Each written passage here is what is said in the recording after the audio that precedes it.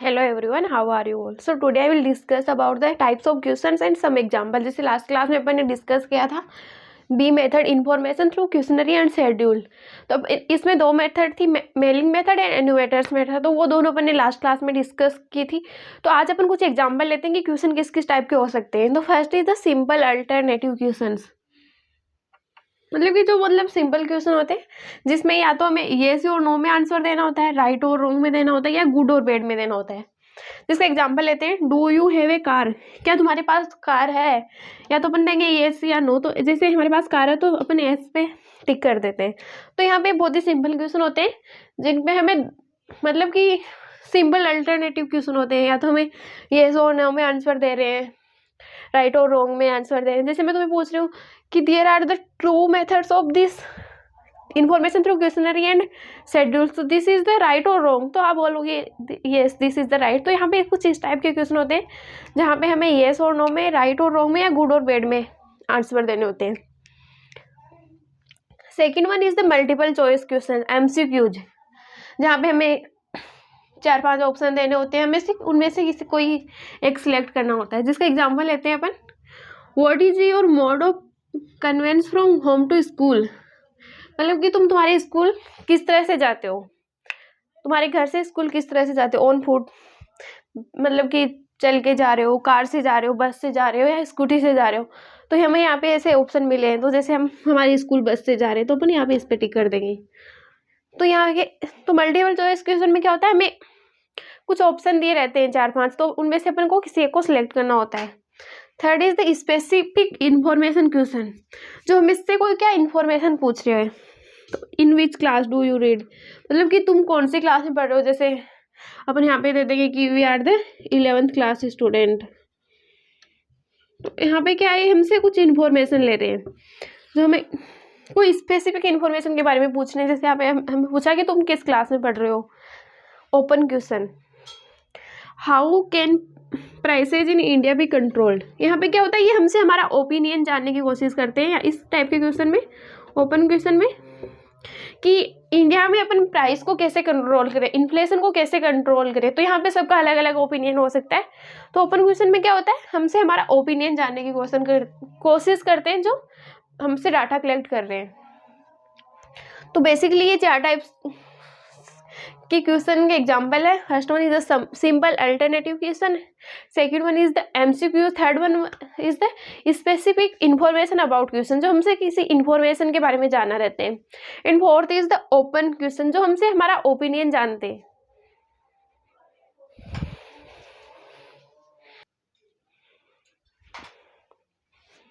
Methods of data collection की third method है telephonic interview, and this is the last method of data collection in primary sector.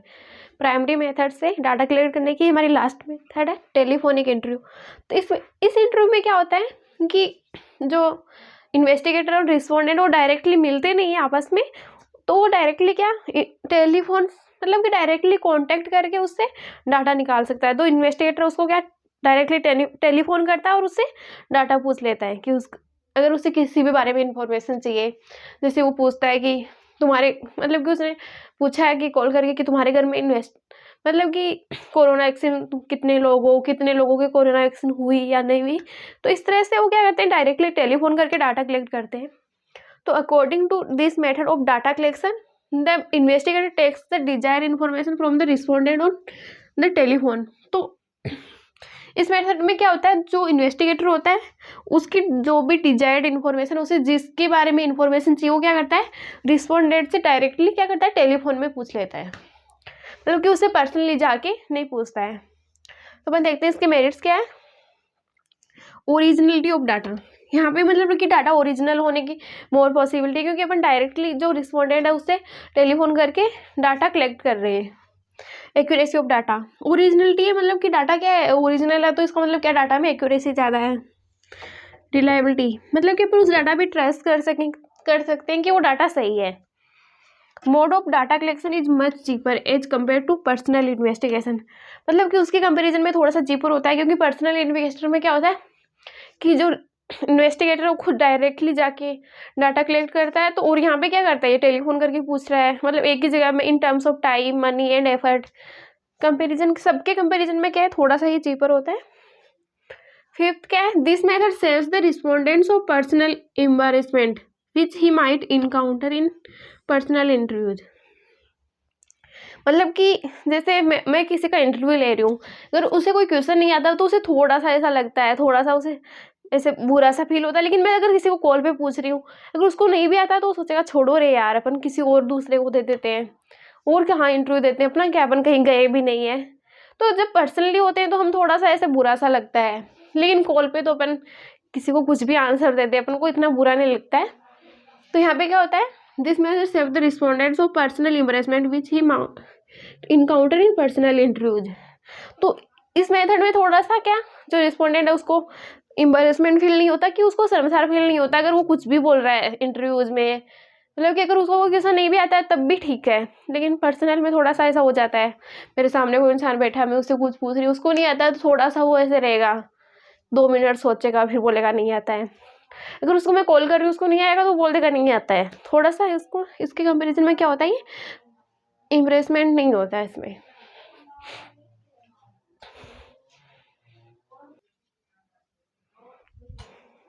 इसके demerits क्या है, first one is a personal bias. मतलब कि यहाँ पे क्या होता है, पार्शियलिटी होती है।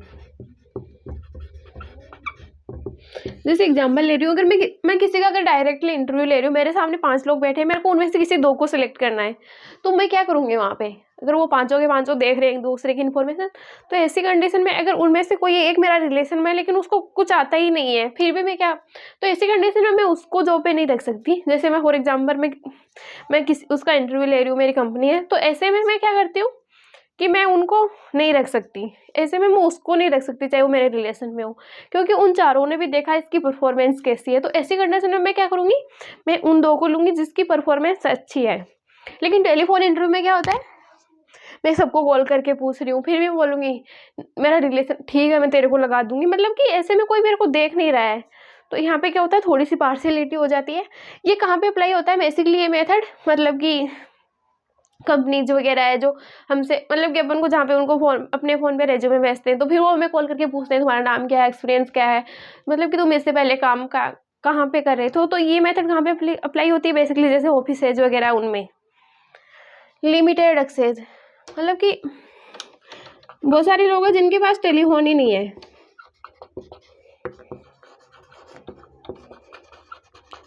तो यहाँ पे क्या हो गया, लिमिटेड एक्सेस, कि सबके पास ये जा ही नहीं रहा है इन्फॉर्मेशन, सब मतलब कि हर कोई इस मेथड से डाटा कलेक्ट नहीं कर सकता, क्योंकि जो रिस्पोंडेंट है उनके पास टेलीफोन है ही नहीं। तो ये 2 इसके डीमेरिट्स है।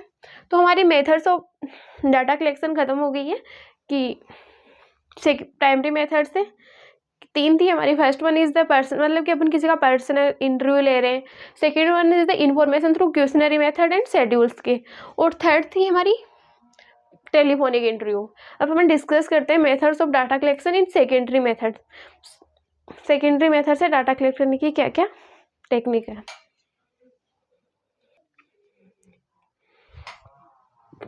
So we are now discussion is the sources of secondary data, मतलब कि सेकेंडरी डाटा कलेक्ट करने के सोर्सेज क्या है।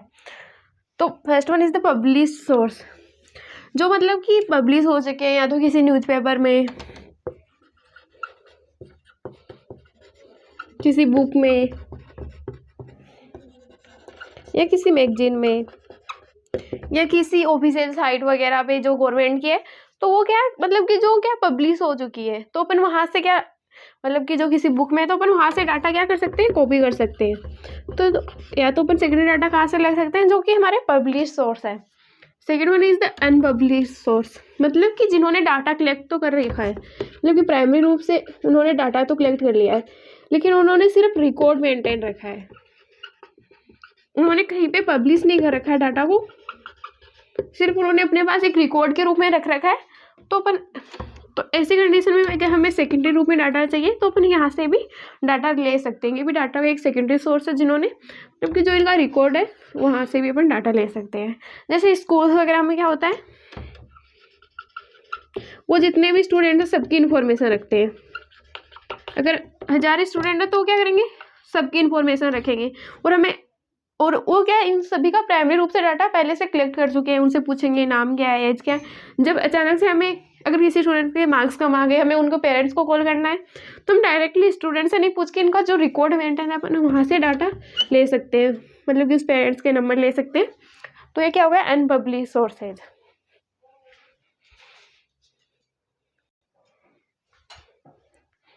तो इसके सोर्सेज क्या क्या है अपन देखते हैं। गवर्नमेंट पब्लिकेशन, जो कि मतलब कि हमारी जो स्टेट एंड सेंट्रल गवर्नमेंट है वो क्या क्या मतलब कि वो किस तरह से हमें डाटा देती है। जैसे वो कई बार न्यूज़पेपर में कुछ दे रही है, कोई बार कुछ बुक दे रही है, या कई मैगजीन से हमें डाटा दे रही है। तो ministry of central and state government in India publish variety of statics, कि वो हमें कई तरह से हमें डाटा देती है as them relative activity, as this are published by the government data are fairly reliable, कि मतलब जो हमें गवर्नमेंट डाटा दे सकती है अपन उस पर पूरी तरह से ट्रस्ट कर सकते हैं, रिलायबल कर, मतलब कि ये डाटा पूरी तरह से सही है, अपन उसे सेकेंडरी डाटा के रूप में काम ले सकते हैं। Some of the notable publication are statistics are, कि हमें वो डाटा किस किस से देती है। तो कई बार इसके एग्जाम्पल जैसे स्टैटिक एब्स्ट्रैक्ट ऑफ इंडिया, ये क्या एक तरह से बुक या मैगजीन है जिसपे हमें डाटा मिल जाता है। एनुअल सर्वे ऑफ इंडस्ट्री, जो इंडस्ट्रीज का है उसका भी हमें एनुअल सर्वे देती है। Agriculture statics of India, agriculture का भी हमें डाटा देती है। Report on currency and banking, जो हमारी करेंसी एंड बैंकिंग उनसे रिलेटेड डाटा भी हमें गवर्नमेंट देती है। आरबीआई बुलेटिन एटसेट्रा, मतलब कि आरबीआई से रिलेटेड डाटा वो भी हमें गवर्नमेंट एंड हमें प्रोवाइड करवाती है। Second one is the semi government publication. Semi government क्या होता है कि आपने सुना होगा कि इस कॉलोनी का ये एमसी है, म्यूनसिपलिटीज, जो किस में आते हैं, सेमी गवर्नमेंट में। तो semi government bodies such as municipalities publish data relating to education, health, birth and deaths, मतलब कि किसी पर्टिकुलर कॉलोनी का डाटा रखते हैं कि इसमें कितने पढ़े लिखे लोग हैं, अभी कितने लोगों का, मतलब कि किसी अगर एक मंथ का दे रहे हैं तो इस मंथ में कितने बर्थ्स हुए हैं, कितने डेथ्स हुई है, हेल्थ में क्या हो, मतलब कि हेल्थ से रिलेटेड डाटा भी हमें देते हैं। तो this data also Fairlie reliable and useful, तो इस डाटा पे भी अपन पूरी तरह से ट्रस्ट कर सकते हैं। ये डाटा भी हमें काम में ले सकते हैं, ये डाटा भी हमारे लिए काम उपयोगी हो सकता है in the method of secondary data. तो फर्स्ट क्या है यहाँ पे, गवर्नमेंट पब्लिकेशन, सेकेंड क्या है यहाँ पे, सेमी गवर्नमेंट पब्लिकेशंस।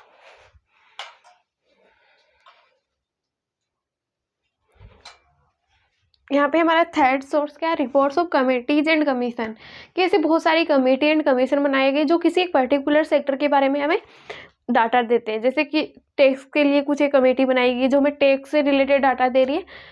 तो यहाँ पे फाइनेंस कमीशन है जो क्या फाइनेंस से रिलेटेड हमें डाटा दे रहा है। तो यहाँ पे एक पर्टिकुलर फाइनेंस एंड कमेटीज बनाई गई जो किसी एक पर्टिकुलर सेक्टर के लिए हमें डाटा दे रही है।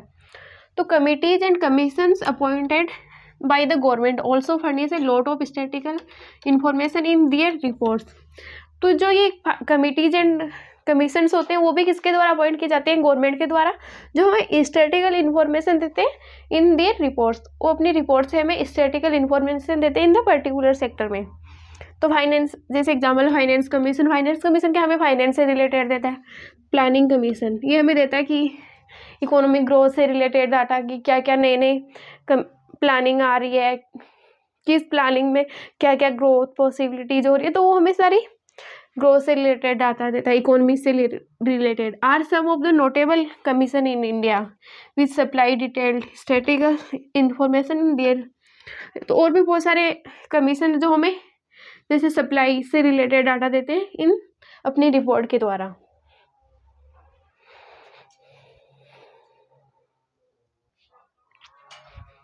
फोर्थ पॉइंट क्या है, publication of trade association. Trade का मतलब क्या है, व्यापार करना। तो यहाँ पे उनके भी कुछ पब्लिकेशंस होते हैं। तो some of the big trade association through their statistical and research division collect and publish data on various aspects of trading society. जैसे जो मतलब कि जिनका बिग ट्रेड एसोसिएशन होता है, जैसे इंडिया में मुकेश अंबानी हो गया, तो दिस अंबानीज जो अंबानीज फैमिली उनके लिए भी एक रिपोर्ट तैयार की जाती है जो अपना डाटा देते हैं कि उनकी इनकम क्या क्या है एंड उनके बिजनेस कहाँ कहाँ पे है, उनकी एक कंपनी की क्या क्या ग्रोथ रेट है। तो this type of data are collected. Fifth is the publication of research institute, कि जो रिसर्च इंस्टीट्यूट है वो भी क्या डाटा पब्लिश करते हैं। वो पहले अपने प्राइमरी डाटा के रूप में डाटा को कलेक्ट करते हैं, फिर सेकेंडरी डाटा के रूप में प्रोवाइड कराते हैं। तो various universities and research institutes public information is finding of their research activities. तो वो भी क्या करते हैं कि बहुत सारी universities and some is the research institute, जो रिसर्च इंस्टीट्यूट होते हैं वो भी डाटा को क्या पब्लिक कलेक्ट करते हैं, फिर पब्लिक में दे देते हैं अपनी रिपोर्ट के द्वारा या फिर किसी न्यूज़पेपर, मैगजीन, बुक्स के द्वारा। तो for example in India, Indian statistical institute ISI, this is called the ISI। तो ये भी क्या हमें डाटा प्रोवाइड करवाता है in the particular sector. National Council of Applied Economic Research publish a variety of statistical data as a regular feature. तो ये कुछ हमारे जो पर्टिकुलर इंस्टीट्यूट जो हमें क्या डाटा देते रहते हैं, जो किसी उनके मतलब एक पीरियड होता है, उस पीरियड में वो हमें किसी पर्टिकुलर सेक्टर के बारे में डाटा देते हैं।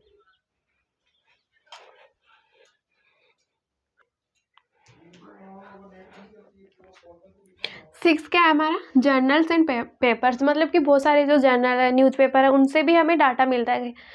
तो many newspapers such as the Economic Times as well as magazines such as Commerce, Facts और large variety of statistical information।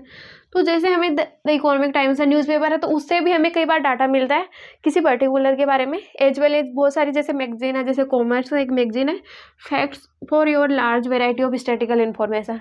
तो इन हमें मैगजीन से, इनसे सबसे भी हमें स्टैटिस्टिकल डाटा कई बार मिलता है।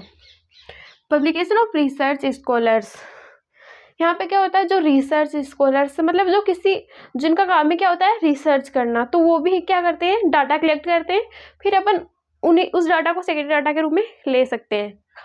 तो individual research scholars also sometimes publish the research work containing some useful statistical information. तो जो इनका रिसर्च वर्क होता है उसके लिए कई बार वो भी ऐसा डाटा कलेक्ट कर सकते हैं जो हमें हमारे काम में आ सकता है। इंटरनेशनल ऑर्गेनाइजेशन जैसे बहुत सारे WHO है, IMF है, वर्ल्ड बैंक है, तो इन पे भी हमें lot of the data available होता है। तो international organisation like WHO, IMF, World Bank, foreign government etcetera also publish a lot of statistical information, जैसे UNDP हो गया। तो अपन को इन सब पे भी बहुत सारा, जैसे वर्ल्ड बैंक पे तो बहुत सारा डाटा मिलता है।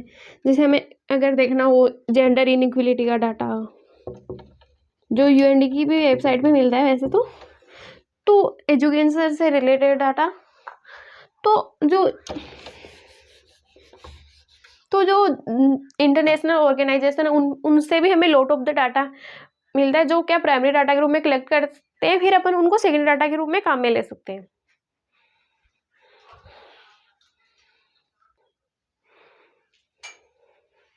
अपन यहाँ पे देख रहे हैं प्रीकॉजेस, मतलब कि प्रीकॉजेशन का मतलब होता है on the use of second, मतलब कि अपन सेकेंडरी डाटा को काम में ले रखे तो हमें किन किन बातों का ध्यान रखना चाहिए। तो first is the ability of collecting organisation, और जो मतलब कि उस डाटा को कलेक्ट कर रहा है उसकी एबिलिटी है इस डाटा को कलेक्ट करने की, तो हमें वो भी पहले चेक करना होगा, बहुत ज़रूरी है वो भी।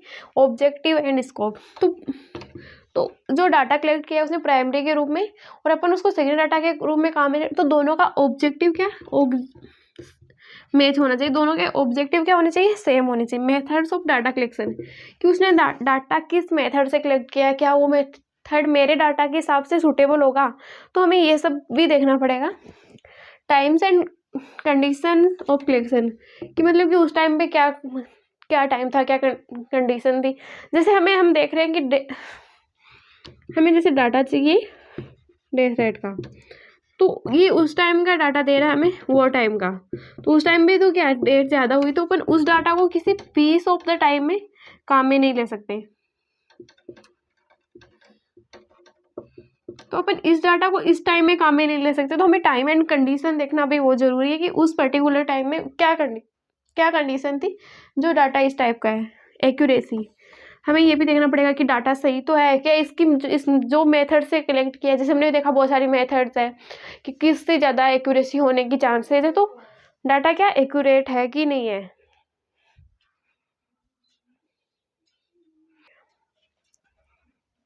To important source of secondary data collect करने के दो और important sources, census of India, मतलब कि जनगणना, and second one is the reports and publication of NSS। ये क्या होता है, नेशनल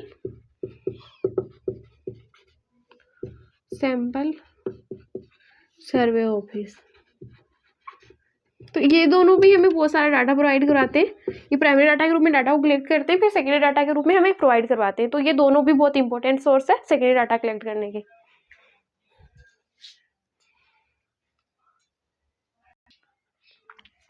सो हमारी फर्स्ट मेथड क्या है, सेंसस ऑफ इंडिया। तो इस मेथड में क्या होता है कि हमारी कितनी पॉपुलेशन है, कितनी मतलब कि कितनी गरीब है, कितनी पॉवर्टी लाइन से ऊपर है, कितनी पॉवर्टी लाइन से नीचे है, कितने पढ़े लिखे लोग हैं। तो ये सारी इन्फॉर्मेशन हमें कौन देता है, सेंसस ऑफ इंडिया। तो इसमें क्या होता है, census of India is a decimal publication. Decimal publication का मतलब क्या है, ये एवरी 10 ईयर्स के बाद में हमें ये डाटा प्रोवाइड करवाता है। हर 10 साल के बाद में हमें ये डाटा देता है। डेसिमल मतलब कि 10, तो 10 ईयर्स के बाद में हमें डाटा देता है। तो decimal publication of the government of India. तो ये हमें डाटा कौन देता है, government of India. It is published by registrar general and census commissions in India. तो ये पब्लिश कौन करता है, रजिस्ट्रार जनरल एंड जो हमारा इसका सेंसस का जो कमीशन होता है वो उसको पब्लिश करता है। It is a source of secondary data. तो ये पहले प्राइमरी डाटा के रूप में डाटा कलेक्ट करते हैं, फिर ये क्या है, सेकेंडरी डाटा का सोर्स हो जाता है। अपन को डाटा चाहिए तो अपन इसे सेकेंडरी डाटा के रूप में काम में ले सकते हैं। सेकेंडरी डाटा मतलब क्या होता है, जो किसी और ने कलेक्ट कर रखा है प्राइमरी डाटा के रूप में। It relates to population size and the various aspects of demographic changes in India. ये किससे रिलेटेड होता है, पॉपुलेशन से। पॉपुलेशन के साइज क्या है, broadly it include statistical information on the following parameter. इसमें इंक्लूड होते हैं ये 4 पैरामीटर्स। साइज ऑफ पॉपुलेशन कि हमारी कंट्री की पॉपुलेशन क्या है, ग्रोथ रेट। ग्रोथ रेट मतलब कि या तो ये मान सकते हैं कि पॉपुलेशन की ग्रोथ रेट क्या है। And distribution of population in India कि कितने लोग पॉवर्टी लाइन से बेलो है एंड कितने लोग पॉवर्टी लाइन से अबोव है। तो ये क्या होता है, distribution of population in India. Density of India मतलब कि किसी एक पर्टिकुलर एरिया में इतने लोग रह रहे हैं। तो यहाँ पे किसी एक पर्टिकुलर एरिया की बात हो रही है। सेक्स कॉम्पोजिशन इंडिया मतलब कि कितने मेल है एंड कितने फीमेल है, मतलब यहाँ पे किसकी बात हो रही है, जेंडर की। तो ये हमें ये भी बताता है कि मेल एंड फीमेल कितने हैं, मतलब कि किसी पर्टिकुलर स्टेट में इतने मेल है इतने फीमेल है। तो हमें ये स्टेट ऑफ लिटरेसी ये हमें ये भी बताता है कि कितने लोग पढ़े लिखे हैं, कितने लोग पढ़े लिखे नहीं है। तो यहाँ पे हमें लिटरेसी रेट भी बताता है कि कितने लोग लिटरेट हैं या फिर कितने लोग पढ़े लिखे नहीं है। तो हमें ये सारी इन्फॉर्मेशन पे कौन प्रोवाइड कराता है, सेंसस ऑफ इंडिया। तो ये क्या है, इंपॉर्टेंट हमारा पैरामीटर्स हो गया सेकेंड डाटा के रूप में डाटा को कलेक्ट करने का।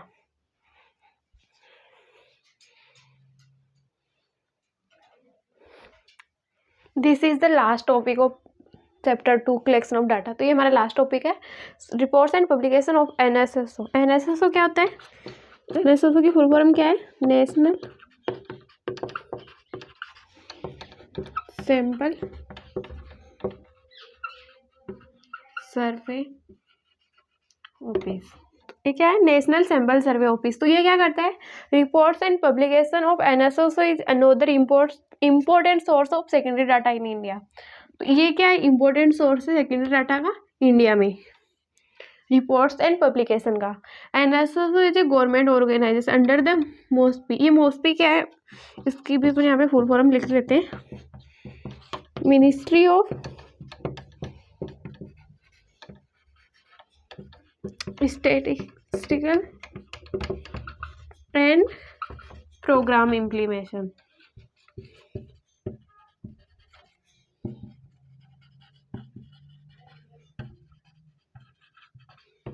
तो क्या है ये, NSSO as a government under the Ministry of Statistical and Programme Implementation के अंदर।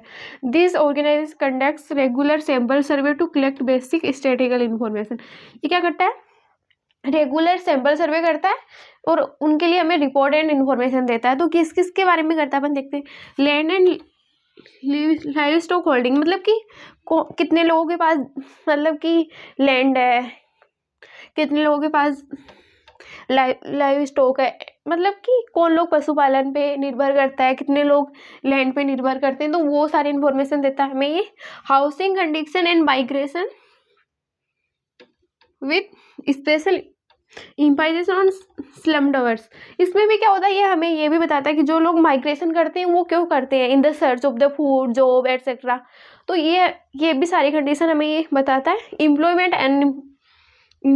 And unemployment status in India, ये उस भी हमें इस चीज़ का भी डाटा देता है कि कितने लोग एम्प्लॉयड है, कितने लोगों के पास कोई रोजगारी नहीं है, वो घर पे ऐसे बैठे। तो ये सारी इन्फॉर्मेशन भी हमें ये देता है। Consumption expenditure of diverse categories of the people, ये भी बताता है कि हमें मतलब कि जो पुअर लोग होते हैं उनके कंजप्शन करने का क्या डाइवर्स है, एंड जो रिच लोग हैं वो किस चीज़ में कंजप्शन मतलब कि वो किस चीज़ में इन्वेस्ट करते हैं, वो लग्जरी में करते हैं। तो ये सारी चीज़ें में हमें ये बताता है। Sources of house hold income in India, कि जो हाउस होल्ड है उनका इनकम का सोर्सेज क्या है, तो ये सब भी हमें बताता है। तो today will the complete chapter number 2 collection of data. Upon next class में डिस्कस करेंगे चैप्टर नंबर 3। Thank you.